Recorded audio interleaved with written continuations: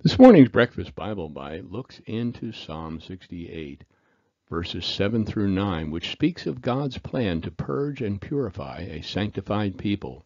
Verse 7 of Psalm 68 reads, O God, when you went forth before your people, when you marched through the wilderness. Selah. The illustration is of God's guiding them through the Red Sea as they fled the approaching Egyptian army's aggression, conducting them as they traversed the burning sands of the desert of Sinai, and eventually were empowered to march into the Promised Land, is a testimony to the patriarchal and fraternal nature of our God as He intervened on their behalf. The pillar of cloud and fire always led them in obedience to God's will. This is a picture of you and me as we leave the slavery of the dark domain, wandering through the desert of fleshly desires and putting to death the remnants of our carnal flesh. God brings us through the narrow gate under the tutelage of His Holy Spirit and into the presence of His Son, Jesus Christ. Beginning in verse 8, the psalmist speaks of songs of past triumphs and victories won as God interceded on behalf of His people.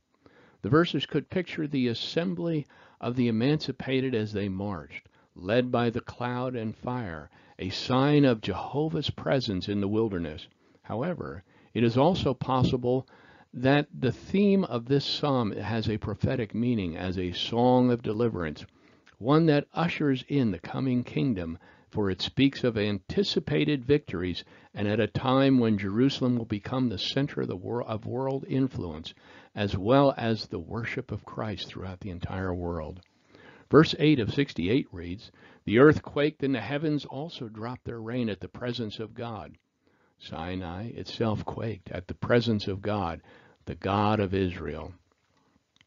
May the reader's heart adore the Creator before whom the unconscious earth and sky suddenly act as if they recognize their Maker and are moved into a tremor of reverence.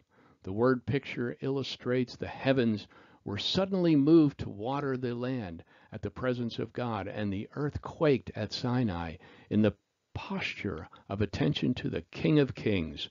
Someday the whole earth will once again be stimulated and awed at the presence of God when He comes down to visit His people.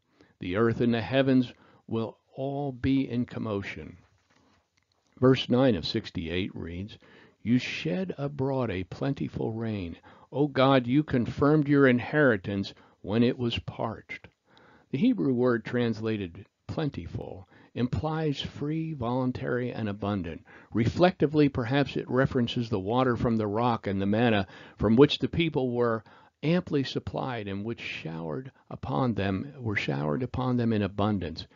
In that sense, God confirmed their inheritance as they marched through the pathless and barren wilderness. Their cohesive strength would have failed them had it not been for the supply of water, manna, and the meat of quail which God provided. The passage slips into the realm of the prophetic, as if the psalmist is inspired to also speak of the promised land that is still in Israel's future. We read about this in Ezekiel 34:22. I will save my flock. They will no longer be prey for you. I will judge between one sheep and another. I will appoint over them a single shepherd, my servant David, and he will shepherd them. He will tend them himself and be their shepherd. I, Yahweh, will be their God, and my servant David will be a prince among them. I, Yahweh, have spoken.